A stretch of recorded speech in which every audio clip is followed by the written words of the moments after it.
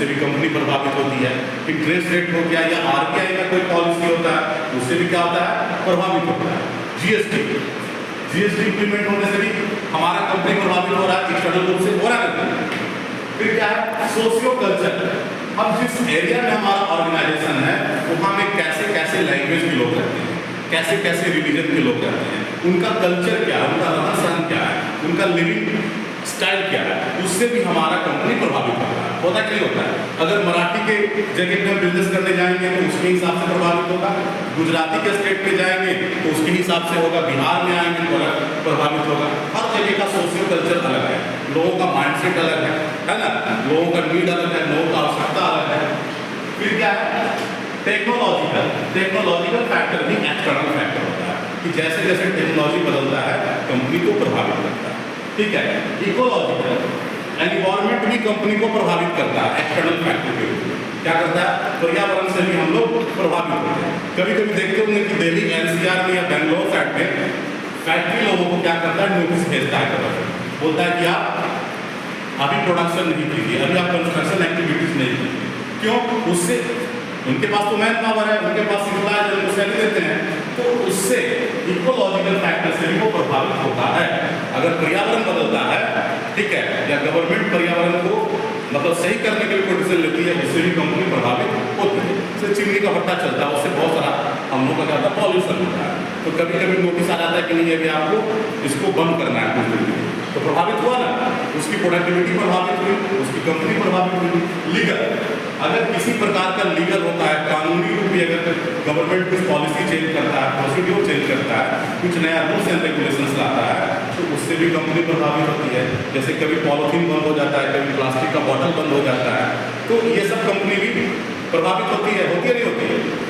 तो जो कंपनी का जो लीगल प्रॉब्लम होता है उससे भी प्रभावित होता है। अभी हम डेफिनेशंस ऑफ मैनेजमेंट पढ़ रहे थे, जिसमें हम बात कर रहे थे कि प्लानिंग क्या है, मैनेजमेंट क्या है, प्रोसेस है। प्लानिंग है, ऑर्गेनाइजिंग है, स्टाफिंग है, डायरेक्टिंग है, ताकि हम क्या करते हैं, रिसोर्सेज को इफेक्टिवली और इफिशिएंटली यूज करते हैं, ताकि हम क्या करें कि ऑर्गेनाइजेशन का जो गोल है उसको हम अचीव कर सकें।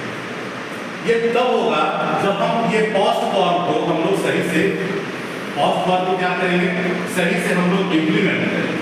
कॉस्ट फॉर्म का मतलब हुआ पी से प्लानिंग, ओ से ऑर्गेनाइजिंग, एस से स्टाफिंग, डी से डायरेक्टिंग, सी से कंट्रोलिंग, आर से रिपोर्टिंग, बी से बजट। जैसे यहाँ पे आप देखिए प्लानिंग, किसी भी मैनेजमेंट जब हम स्टार्ट करते हैं, कुछ भी प्लानिंग करते हैं मैनेजमेंट करने का, तो सबसे पहले क्या करते हैं, प्लानिंग करते हैं, मतलब thinking before doing, future course of action, भविष्य में क्या करना है उसकी बात करते हैं।